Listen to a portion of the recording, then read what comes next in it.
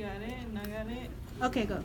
Okay, so we're just gonna want you to introduce yourself to Okay. everyone in general. Who am I talking to? I'm talking to you or her? You're talking to her. You're gonna just Okay. explain to Hey. us what's your name, Oh, my name is Tobias Tubbs. a little background about yourself. I guess I'll start with the juvenile death sentence of LWAP. 1991 is called the Super Predator narrative, in which they say that African American males, specifically and indigenous people, are incorrigible. And so under that narrative, I was given the death penalty as a juvenile, sentenced to die in prison. 28 years later, through a lot of hard work and organizations vouching for my humanity and freedom, we petitioned the governor, and I was released from prison about 40 days ago. And so that's pretty much the backdrop of how I'm here today. Okay. So right now we're representing a little photo. What do you see in the picture, and can you signify which one stands more out for yourself? You said, what do I see in the picture? Yes. And what stands out to you that kind of communicates with you the most? I'm kind of biased, to tell you the truth, because I actually know Dante Williams. Okay. And he's very dear to me. He's one of my young bros up out of Compton. My case happened in Compton, so he is one of the men that I've been mentoring. And I've mentored probably hundreds of men from Compton in the last 28 years I was incarcerated. But in this specific picture, what stands out to me the most is the crunch to humanity. Is that, we are beings are made to stand erect, and we're made for movement. If you look at the picture, that this depiction is that like he's spineless, that he doesn't have any form of erection or statue, and that the weight of, I get the red, white, and blue, and the weight of the chains and shackles, if you look at the sign of the balance of the judicial system, has broken him. Then you see the tears in his eyes, but yet still he has them waves in his head and the beautiful little brown skin.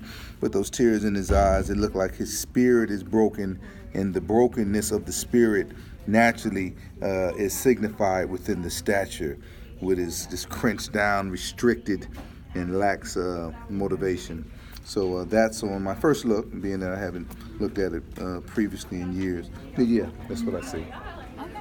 And as well as from everyone that you kind of met over the years, what kind of stand out to you once you were released? Like, what was kind of hard to kind of grasp? What is hard to kind of grasp? The dependency on technology, particularly cell phones. It seems, as even myself, everything travels through these devices, and there is not a lot of personal connection, because normally, just, Yeah. you feel me? Yeah. People will drive and hide from the police, so people find it amazing that I give eye contact, that I'm very personable, believe in human contact. So just the dependency on cellular devices, that's what's really almost depressing.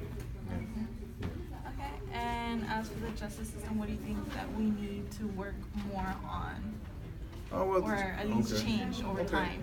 Well, the justice system is only a representation of our political system. And, they are the arm of the law.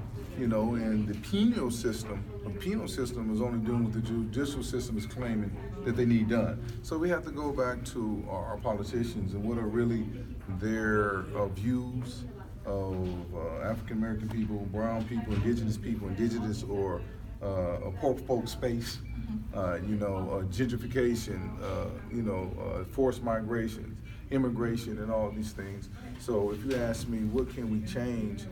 We have to change our politicians to be true and put men and women inside of those offices if we're not going to just change the whole system.